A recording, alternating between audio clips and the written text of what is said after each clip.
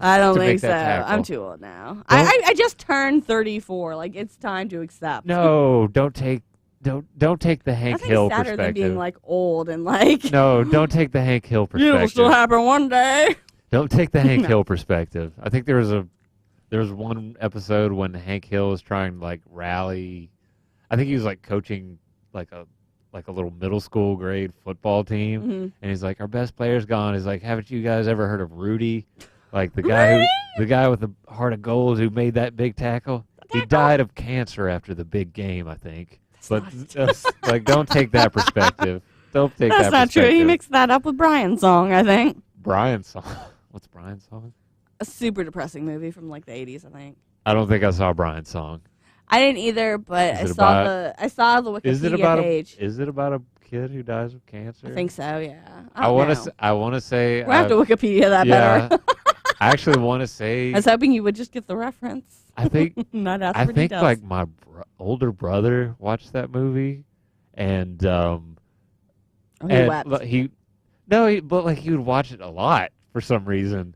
And like when I'd see it come on, I'm like, why are we watching this? This is the saddest thing I've ever seen in my life. Is your older brother a sociopath? No. I was just sort of like, why are you watching this? It sucks. I think he grew out of that phase pretty quickly. I think he saw how sad it was. Yeah. But I was just like, why are we watching this? Like, I get sad when I see the videotape. Yeah, you're just like, I mean, I don't know. My mom used to make me watch, like, Terms of Endearment. I've heard of it. I've never. It's a sad movie where a daughter dies and the mom and just oh my goodness. And I was like, Mommy, why do you watch this? Because it's the 80s. Yeah, like the 80s was all about making you cry. And making you do drugs, probably. Well, you would do drugs to deal with it. Deal with the sadness. I never thought of the 80s as the decade to make you cry. I always thought it was like the decadent decade. The decadent decade. What do you know? No, well, that's the thing. Like, everyone was so happy and poppy that like they needed to come the down. crash downs. Yeah. So they artificially made sad things. Yeah, like Steel Magnolias. Like for the longest time, I didn't understand how gummy bears and orange juice saved Julia Roberts when she was having a seizure. I still don't get it. I've never actually seen the movie. I don't know what kills her either. I know Julia Roberts didn't. Look that up on Wikipedia. Isn't Dolly Parton in that movie too? Yeah, but Julia Roberts dies of something that apparently is cured by gummy bears and orange juice. So we're gonna have to look that up. It's a good thing I was born in the 90s and that you came of age in the 90s. Apparently, the 80s was a strange decade to be a part of. See, I didn't know much of the music in the 80s, I'll be honest, because, like... You didn't know any of, like, the hair rock? Okay, so I don't know how your parents were. How were they? How were yours? But my parents were like, when you are in the car, which is when we had access to radios because we didn't have very much money. Right.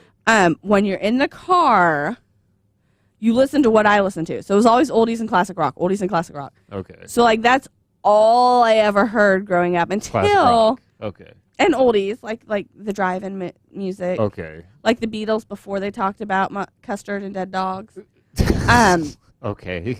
So, like, that was the only music. And so, like, in the 90s, when I got my first CD player. Okay.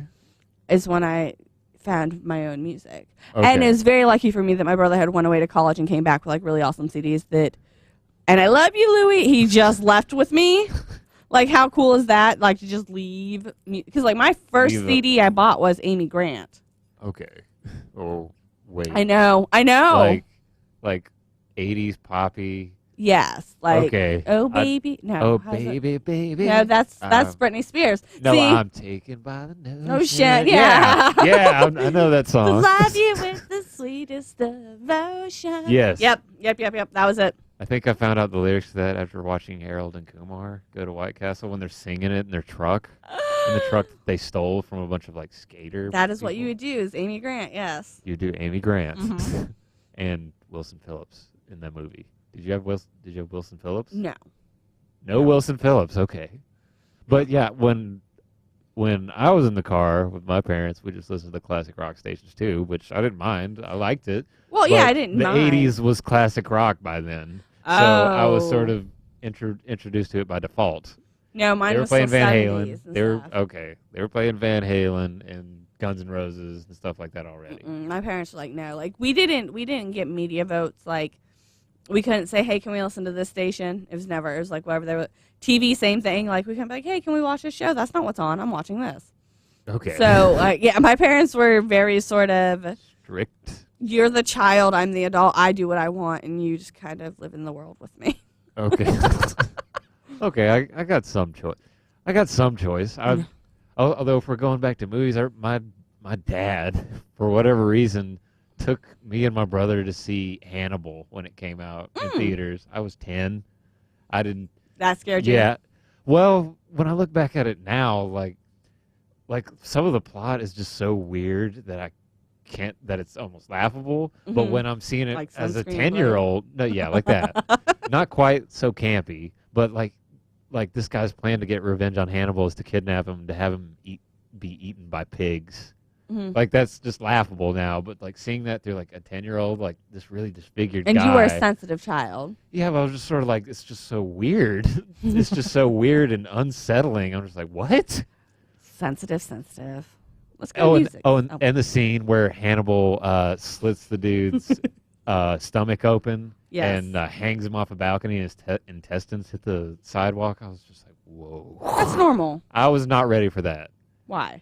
Because he was so manipulative about how he did it, and it was just like, why? That movie didn't scare me very much, so I'm just like interested in like when I go back and watch it now, I just feel this feeling of depression. Yeah. Like, I'm not scared. I'm just like, what? Isn't that the one where he like eats somebody's brain? Yeah, or something that part from was him, just stupid. I can see that now. Like, that's stupid. Yeah. That's when the movie just comes crashing down for me. Like, okay, the spell that you've put over me is it's gone. waning. Yeah. I was like, was it Ray Liotta?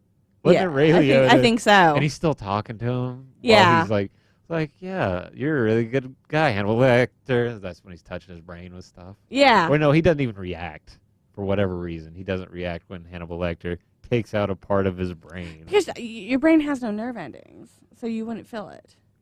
Really? Something like that, yeah. That's the why brain is the core of your central nervous system. How does it not have nerve endings? No, like, we have to look it up. I'm pretty sure that's true. Another Wikipedia search entry. No, because that's why they'll do brain surgery while you're awake. Certain things. I would not want to be awake for brain surgery. Yeah, I wouldn't either. Like, no, not for this.